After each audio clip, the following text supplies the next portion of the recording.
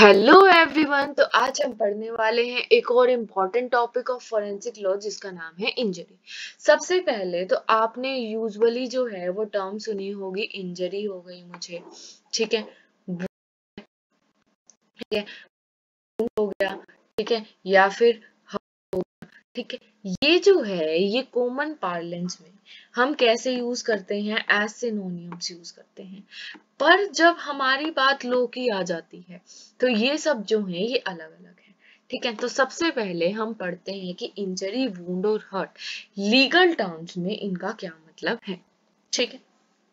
अब सबसे पहले इंजरी या वुंड, सबसे पहले हम पढ़ते हैं कि वुंड क्या है। वुंड की डेफिनेशन है damage to body by inflicting an external force. ये मेरी बॉडी है, एक्सटर्नल फोर्स जो है, एक चाकू जो है वो मेरी बॉडी पर क्या हुआ, अप्लाई हुआ, एक एक्सटर्नल फोर्स अप्लाई हुई, जिससे क्या हुआ, एक क्या हो गया, डैमेज हो गया। इसे मैं कहूंगी वुंड। इस डैमेज से क्या हुआ, change in normal working of tissue, ठीक है। नॉर्मल वर्किंग ऑफ टिश्यू, अगर ये नी था तो नॉर्मल वर्किंग खराब हो जाएगी, मैं चल नहीं पाऊंगी। और चेंज इन कंटिन्यूटी इज, ठीक है, ये वुंड हो गया सबसे पहले। फिर आगे injury. Section 2 sub section 14 of भारतीय न्याय संहिता कहती है कि इंजरी क्या है। इंजरी इज अ इलीगल, हाँ, इलीगल का मतलब क्या है, ईदर प्रोहिबिटेड बाय लॉ और पनिशेबल बाय लॉ। इलीगल है, इलीगल हार्म कर दिया किसको, चार चीजों को, बॉडी, मेरी बॉडी को, प्रॉपर्टी, मेरी प्रॉपर्टी को, रेप्यूटेशन, रेप्यूटेशन को चाहे वो डिफॉर्मेशन हो, माइंड, मेरे माइंड को, कि मेंटली जो है मेरे को कोई चीज अपसेट कर रही है। तो ये क्या हो गई, ये हो गई इंजरी। तो वुंड सिर्फ बॉडी तक लिमिटेड था, पर इंजरी हमारी चार चीजों तक होगी, तो इंजरी ब्रॉडर है, ठीक है। अब हम चलते हैं हर्ट पे। हर्ट क्या है, हर्ट को भी हमारा डिफाइन किया गया है सेक्शन 114 ऑफ आईपीसी जो था हमारा पुराना, उसमें क्या था कि हर्ट एक illegally caused bodily pain, disease और इन्फर्मिटी है, तो उसे हम हर्ट कहेंगे, ठीक है। पर सर्जन्स और जो डॉक्टर हैं जो इंसाइज्ड वुंड करते हैं वो इस डेफिनेशन में कवर नहीं किए गए, ठीक है। तो अब अगर कोई भी आपको वुंड, इंजरी या हर्ट, जो भी वर्ड या जो भी टर्म लॉ में यूज की जाए, तो इनका हमने डिफरेंस समझ लिया है कि सिर्फ बॉडी पे हो रहा है तो वुंड है, अगर चार चीजों में हो रहा है तो इंजरी है, कोई डिसीज, बॉडीली पेन या इन्फॉर्मिटी हो रही है इलीगल मीन से, तो वो हर्ट है। अब हम देखते हैं इलीगल प्रोविजन। सबसे पहले सेक्शन 100 जो है हमारा कल्पेबल होमिसाइड, वो बहुत ही क्लियरली बताता है कि इंटेंशन और नॉलेज और ऐसी bodily injury that is likely to cause death, ठीक है। नॉलेज है, इंटेंशन है, इंटेंशन के बेसिस पे, इंटेंशन की ग्रेविटी के बेसिस पर हमने कल्पेबल होमिसाइड और जो मर्डर है फर्स्ट डिग्री और इन सबको डिफाइन किया है, ठीक है। अब अगर डिसीज इंक्रीज होती है तो हाँ कल्पेबल होमिसाइड है, ठीक है। हम ये बहाना नहीं बना सकते कि भाई स्किलफुल ट्रीटमेंट जो है वो मिल सकता था, चाइल्ड इन वूम तो नहीं है इसमें, पर अगर कोई भी उसका जो पार्ट है उसको बाहर ले आया गया बॉडी से, वो बाहर है, तो हाँ कल्पेबल होमिसाइड उस पर भी अप्लाई होता है। फिर 101 में मर्डर बताया, 114 में हर्ट बताया और 116 में ग्रीवियस हर्ट बताया। अब ग्रीवियस हर्ट, ये देखो हर्ट को इसने हार्ट लिख दिया, टाइपिंग मिस्टेक्स, ठीक है। तो ग्रीवियस हर्ट कब होगा, ग्रीवियस हर्ट होगा, इमैस्कुलेशन होगी। इमैस्कुलेशन क्या होता है कि किसी भी मेल की जो है वो चाइल्ड जनरेट करने की जो पावर है उसको छीन लिया, इमैस्कुलेशन कर दिया, ठीक है। प्राइवेशन होगी हियरिंग की, आईज की या जॉइंट की या मेंबर की, ठीक है। हियरिंग की होगी, कोई भी कान काट दिया, आईज होगी मेरी, एक आंख जो है वो खराब हो गई, कोई भी बॉडी का जॉइंट हो गया, ठीक है, जैसे हमारी एल्बोज हो गई, नीज हो गए, या कोई भी मेंबर हो गया, ठीक है, कोई भी बोन होगी, ठीक है। फिर परमानेंट डिफॉर्मिटी, डिफॉर्मिटी हमेशा के लिए या तो डिफॉर्म हो गया या डिस्ट्रक्शन हो गया, कोई भी जॉइंट या कोई भी मेंबर। फिर फेस या हेड में डिफॉर्मिटी आ गई, या फिर कोई फ्रैक्चर या डैमेज हो गया, ठीक है। ये क्या हो गया, ये हमारे हो गए ग्रीवियस हर्ट, ठीक है। अब एग्जामिनेशन इसकी हम कैसे करेंगे कि मर्डर है, ग्रीवियस हर्ट है, तो हम करेंगे कैजुअलिटी, मेडिकल कैजुअलिटी, मेडिकल जो रजिस्टर्ड प्रैक्टिशनर है, सेक्शन 51 ऑफ बीएनएसएस के अंडर पुलिस उसको कह सकती है कि भाई तू एग्जामिन करके बता कि हर्ट हुआ है, ग्रीवियस हर्ट हुआ है, क्या हुआ है, ठीक है, तो एग्जामिनेशन, ठीक है। साथ में हर एक जो हॉस्पिटल है उसमें एक कॉन्फिडेंशियल हम एक्सीडेंट रजिस्टर बनाएंगे, जिसमें क्या होगा, जिसमें हम एंट्री करेंगे कि सारे जो इन्वॉल्व है अंदर जो एडमिट है या आउटसाइड जो बाहर से पेशेंट्स आए उनके, तो इससे भी हमें जो क्या है एग्जामिनेशन में हेल्प मिलेगी।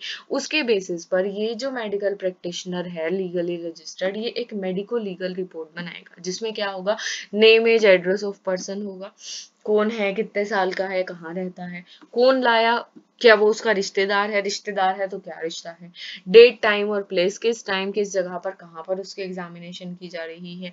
अगर सेक्शन 53 क्लोज 1 ऑफ सीआरपीसी के अकॉर्डिंग कंसेंट जरूरी है तो कंसेंट किसने दी है।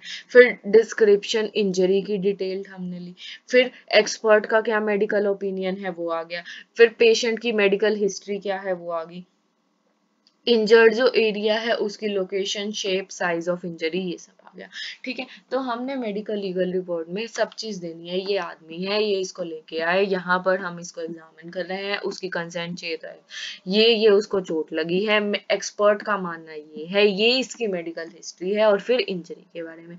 अब इंजरी के बारे में क्या क्या बताएंगे, कौन सी टाइप है, किस शेप की इंजरी है, नेचर कैसा है, इंसाइज्ड है हमारा, ये हमने पहले ही वुंड्स में पढ़ लिया था, इंसाइज्ड है, लेसरेटेड है, कैसा वुंड है, कैसे हुआ है, किस टाइम हुआ है, एज क्या है, इस ये जो वुंड है, ये जो इंजरी कोज हुई है कितने टाइम पहले हुई है, फोर्स कितनी यूज करी गई थी, कंप्लीट डिस्क्रिप्शन, क्या ये इंजरी लाइफ को एंडेंजर करती है, कहाँ पर है लोकेटेड, और एग्जैक्ट लोकेशन के लिए 2 मोनी पॉइंट्स के बीच में कहाँ पर एग्जैक्ट लोकेटेड है।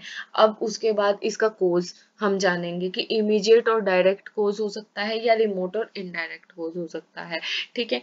इंजरी अगर मान लो कोई एग्जिस्टिंग कंडीशन है, किसी का मान लो लीवर खराब है और और दूसरे बंदे ने उसके लीवर पे किक कर दिया, मुझे नहीं पता लीवर पे किक करके क्या होता है, मेडिकल टर्मिनोलॉजी का कुछ नहीं पता, पर जस्ट फॉर एन एग्जांपल, ये क्लैरिफिकेशन के लिए कि अगर कोई भी ऐसे कुछ चीज है वहां पर मार दिया या फिर वीक कर दी उसकी एबिलिटी टू सर्वाइव, ठीक है, तो ये हो गया हमारा रिमोट और इनडायरेक्ट कोज एक तरीके से, ठीक है।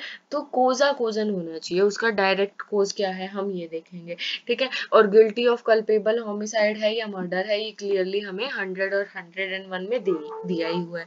अगर बहुत सारी इंजरीज है तो हम देखेंगे कि फेटल ब्लो कौन सा था जिसने इसको कोज करा, और कॉमन इंटेंशन थी क्या इन मल्टीपल इंजरीज की, ये देखेंगे।